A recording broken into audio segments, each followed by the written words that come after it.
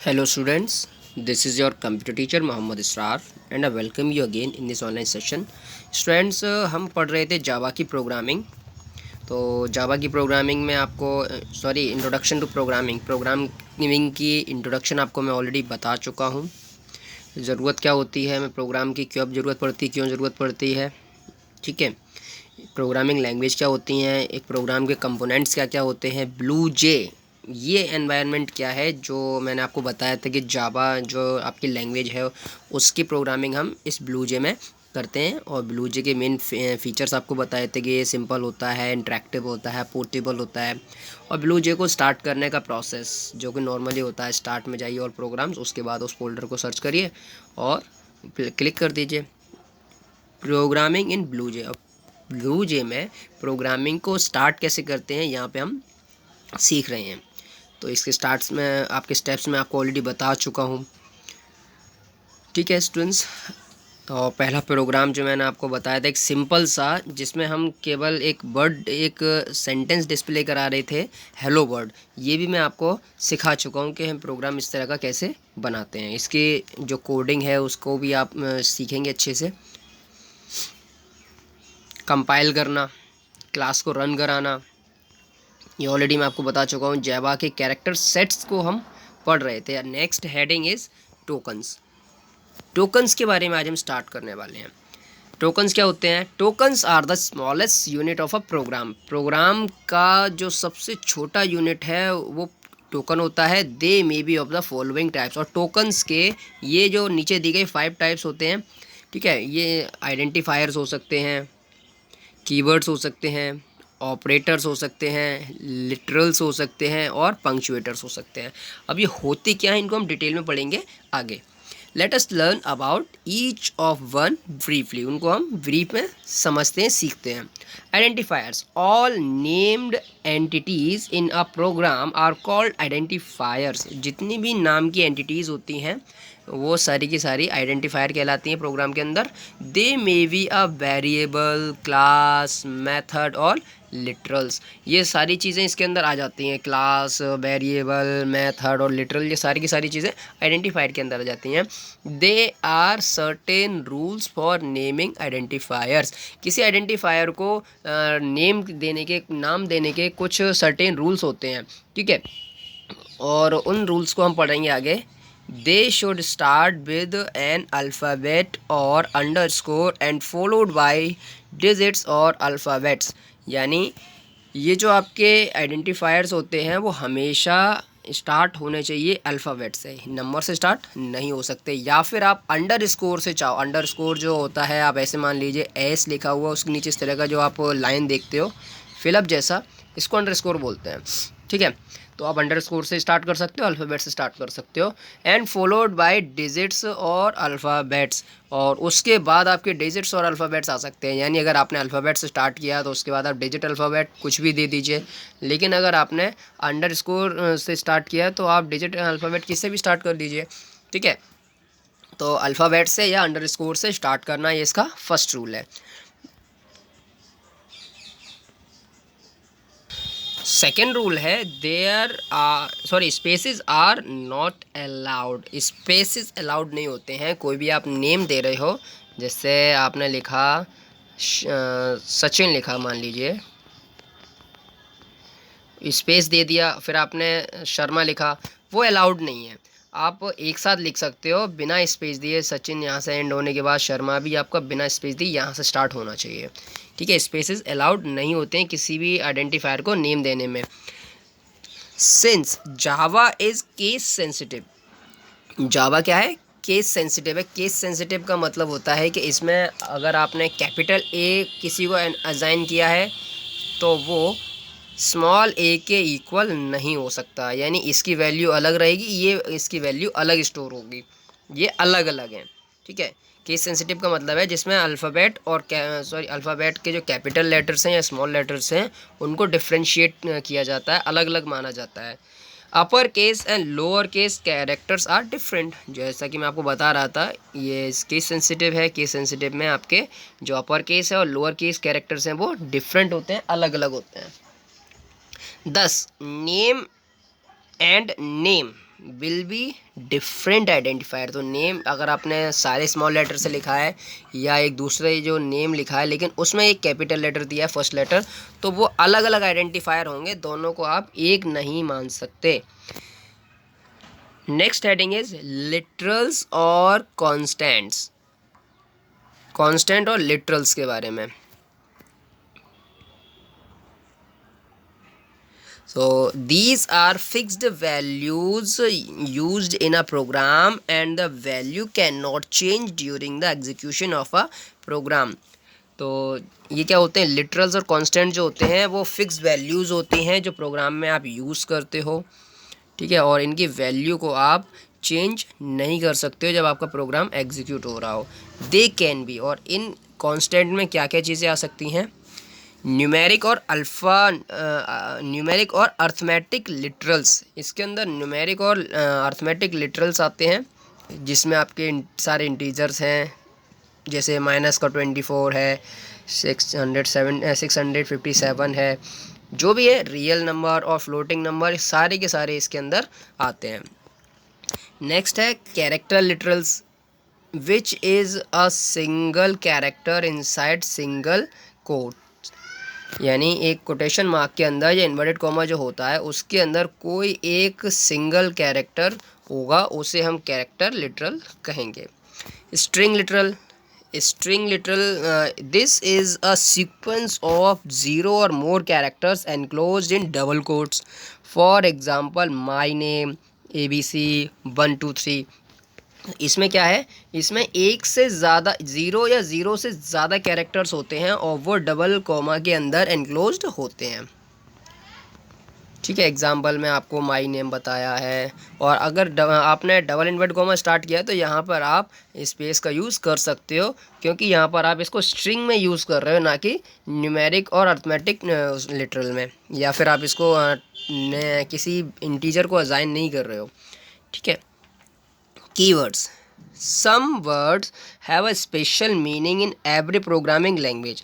हर एक programming language में एक किसी वर्ड का एक अलग मीनिंग होता है, स्पेशल मीनिंग होता है। जैसे हमारी लैंग्वेज में होता है दिस का मीनिंग अलग है, दैट का मीनिंग अलग है, तो हर एक वर्ड का एक अलग मीनिंग होता है। वैसे ही प्रोग्रामिंग में भी जो हर एक वर्ड है उनका एक अलग मीनिंग होता है।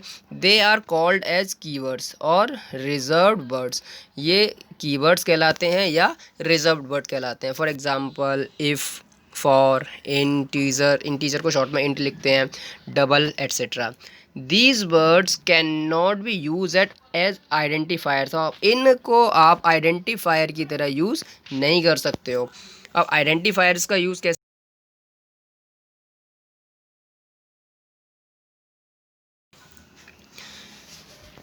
There is a list of such keywords in Java 2। ऐसे ही जावा में भी ऐसी कुछ वर्ड्स होते हैं, उनकी कीवर्ड्स की लिस्ट होती है। फर्स्ट है पंक्चुएटर, सॉरी पंक्चुएटर्स हेडिंग है next. They include the symbols करली ब्रेस, आपको एंगल ब्रैकेट और ब्रैकेट, इसको पैरेंथीस कहते हैं लास्ट वाला जो है, ठीक है। इसको करली ब्रेस कहते हैं और इसको आई थिंक एंगल ब्रैकेट ही कहते हैं, but I will find it out for you. These are use for grouping. इनको ग्रुपिंग के लिए यूज़ किया जाता है। Semicolon is used to terminate every statement. और जब भी आप स्टेटमेंट देंगे उस स्टेटमेंट को टर्मिनेट करने के लिए उसके एंड पर आपको ये सेमीकोलन मार्क लगाना है। In Java and is called the statement terminator, इसलिए इसको टर्मिनेटर भी कहते हैं। टर्मिनेट का मतलब होता है एंड करना, ख़त्म करना, ठीक है। तो इसको टर्मिनेटर भी कहते हैं सेमीकोलन को प्रोग्रामिंग लैंग्वेज में। Operators, there are different types of operators in Java. Java में अलग अलग टाइप के ऑपरेटर्स होते हैं। They specify the operation to be performed. There are arithmetic, logical and relational operators. तो ये जो स्पेसिफाई करते हैं ऑपरेशन को, ठीक है, जो परफॉर्म किया जाना है, जो भी प्रोग्राम किया जाना है उसको स्पेसिफाई करते हैं। इसमें किस टाइप के आपके ऑपरेटर्स होते हैं, अर्थमेटिक ऑपरेटर्स होते हैं।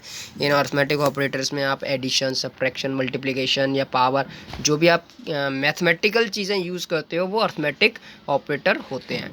लॉजिकल ऑपरेटर में आपके ये दो नंबर को कंपेयर करने के लिए, जैसे ये ग्रेटर है या ये लेस देन है, ठीक है, या इक्वल है।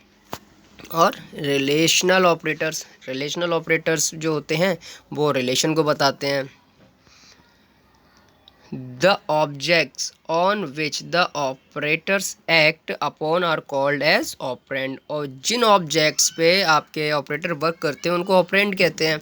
Operators and operands together form expressions. Operator और ऑपरेंड को मिलाकर जो कहा जाता है वो होता है expression. Let us discuss each type of operator briefly. आइए इन हर एक टाइप के ऑपरेटर को ब्रीफ में डिस्कस करते हैं। Arithmetic operator, these are use for working on numeric data. इनको यूज़ किया जाता है न्यूमेरिक डेटा पे वर्क करने के लिए। जैसा कि मैं आपको ऑलरेडी बता ही रहा था कि जो नंबर्स होते हैं 1 2 3 4 5 जो भी होते हैं उनको परफॉर्म करने के लिए, उन पे हम जो भी कैलकुलेशन परफॉर्म कराते हैं उसके लिए। There are 5 arithmetic operators and they work as follow. यहाँ पर आपको बताया गया है कि पांच अर्थमेटिक ऑपरेटर्स होते हैं और उनके वर्क भी आपको बताए गए हैं। ये देख लीजिए, पहला है प्लस का सिंबल जिसको एडिशन कहा जाता है, आप जानते ही हैं। दूसरा है माइनस सिंबल, इसको सब्ट्रैक्शन कहा जाता है, ये भी आप ऑलरेडी यूज़ इसका सीख ही चुके हैं। तीसरा जो एस्ट्रिक सिंबल है ये आपके मैथ के मल्टीप्लाई सिंबल की तरह वर्क करता है बट मैथ के सिंबल से डिफ़र होता है, जो कीबोर्ड में आपने देखा ही होगा। इसका काम होता है मल्टीप्लाई करना, मल्टीप्लिकेशन करना। ये आप देख रहे हो स्लैश सिंबल, इसका काम होता है डिवाइड करना। मैथ्स में भी आपका यही ऐसे ही वर्क करता है सिमिलरली। और जो लास्ट में आप देख रहे हो परसेंट सिंबल, जो मैथ्स में आप परसेंट सिंबल कहते हो उसको हम प्रोग्रामिंग लैंग्वेज में परसेंट सिंबल नहीं कहेंगे, इसको मॉड्यूलस या रिमाइंडर कहा जाएगा। ठीक है, अब देख लीजिए क्या इसका रिजल्ट रहता है जब हम इस ऑपरेटर को यूज़ करते हैं। सपोज 5 और प्लस का सिंबल देंगे, 2 लिखेंगे तो आंसर 7 होगा। ये तो मैथ के इक्वल है, ये तो इजी समझ में आ जाएगा। इसी तरह से 3.2 और 4.5 के बीच में प्लस का सिंबल लगा हुआ तो 7.7 आएगा, ये भी आपको क्लियर हो गया होगा। इसी तरह से सब्ट्रैक्शन में 20 माइनस 13 करेंगे तो 7 आंसर मिलेगा।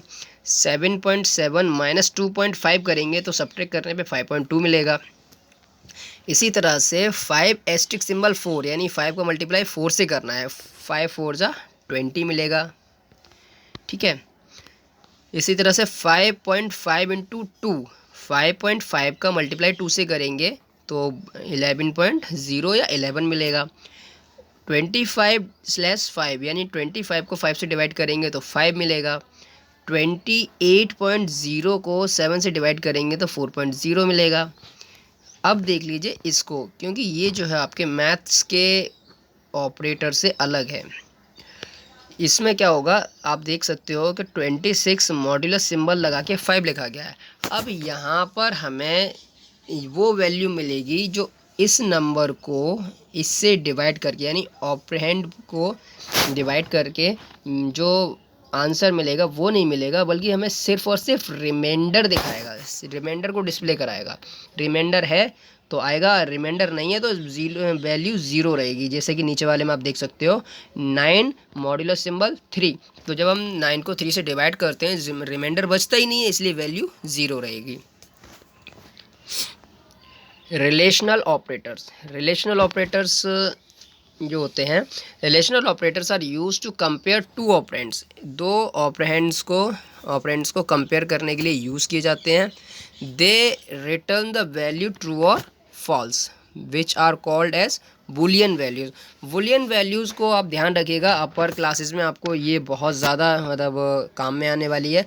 बुलियन वैल्यूज़ क्या होती हैं, ये किसी भी आंसर का या मतलब किसी भी कंडीशन को ट्रू और फॉल्स, यानी अगर कंडीशन ट्रू है तो आपको वैल्यू यस मिलेगी और फॉल्स है तो नो मिलेगी। यानी यस नो या ट्रू फॉल्स में आपको कोई भी वैल्यू मिलेगी तो उसको हम बुलियन वैल्यूज़ कहते हैं। देख लीजिए कौन कौन से होते हैं। इक्वल टू, अब इक्वल टू मैथ्स में आप लिखते हैं एक बार, ठीक है, लेकिन ये इक्वल टू एक बार लिखने से काम नहीं चलेगा यहाँ पे। यानी यहाँ पर जो है अगर आप वैल्यू को असाइन करा रहे हो तो एक बार, और जब अगर आप कंपेयर कर रहे हो तो फिर आपको 2 बार लिखना पड़ेगा। रिटर्न्स फॉल्स, अगर आप ये देखें, ये कंपेयर करें कि क्या 5 2 के इक्वल है, तो नहीं है, इसलिए वैल्यू मिलेगी फॉल्स। लेस देन, ये तो आप मैथ्स में भी पढ़ते हैं, जानते ही हैं कि अगर कोई वैल्यू छोटी है तो वो इस तरह से बताएगा। तो 16 लेस देन 33, अब 16 जो है 33 से छोटा है तो ये ट्रू है। ग्रेटर देन, मैथ्स में पढ़ा हुआ है आपने ऑलरेडी, आप सेकंड थर्ड क्लास से पढ़ते हुए आ रहे हैं। तो यहाँ पर आप देखेंगे कि 12 ग्रेटर देन 4, 12 जो है 4 से बड़ा होता है, ग्रेटर होता है, तो ये फॉल्स। बट मुझे नहीं लगता ये फॉल्स होगा, ये बेटा मिस प्रिंट है बुक में, यहाँ पे ट्रू ही मिलेगी वैल्यू। आगे देखें, 24 लेस देन और इक्वल टू, यानी 24 या तो छोटा हो, मतलब 24 से जो आगे जो दी गई वैल्यू है वो या तो छोटी हो या फिर उसके इक्वल हो। तो यहाँ पे 24 है दोनों साइड, तो ये इक्वल है, इसलिए यहाँ पर वैल्यू ट्रू मिलेगी। ग्रेटर देन और इक्वल टू, यहाँ पर कंपेयर किया जाएगा दो वैल्यूज़ को, या तो ग्रेटर हो यानी बड़ी हो या बराबर हो तो ट्रू मिलेगा, अगर इससे छोटी है तो फॉल्स मिलेगा। तो यहाँ पे आप देख सकते हो 55 जो है वो 45 से बड़ा होता है, ठीक है, तो ये ट्रू मिलेगी वैल्यू। नॉट इक्वल टू, जब जो वैल्यू इक्वल नहीं है तो ट्रू और फॉल्स में आंसर चाहिए होगा मैं, तो हम इस तरह से यूज़ करेंगे। 16 नॉट इक्वल टू 15, 16 15 के इक्वल हो ही नहीं सकता, इसलिए ये वैल्यू ट्रू मिलेगी। ठीक है स्टूडेंट्स, आई होप आपको थोड़ा सा ज़्यादा मेहनत की ज़रूरत पड़ेगी, क्योंकि ये जो कॉन्सेप्ट है वो डीप प्रोग्रामिंग लैंग्वेज में आप अभी स्टार्ट कर रहे हो और ये आपने इससे पहले कभी सीखा नहीं है, तो थोड़ी मेहनत तो आपको करनी है। इस चैप्टर को आप दोबारा भी रिवाइज़ करिए, अगर आपको कोई प्रॉब्लम हो, कोई कन्फ्यूज़न हो तो दोबारा मुझसे डिस्कस कर लीजिए। ठीक है स्टूडेंट्स, आज के लिए इतना ही रखते हैं। Have a lovely time.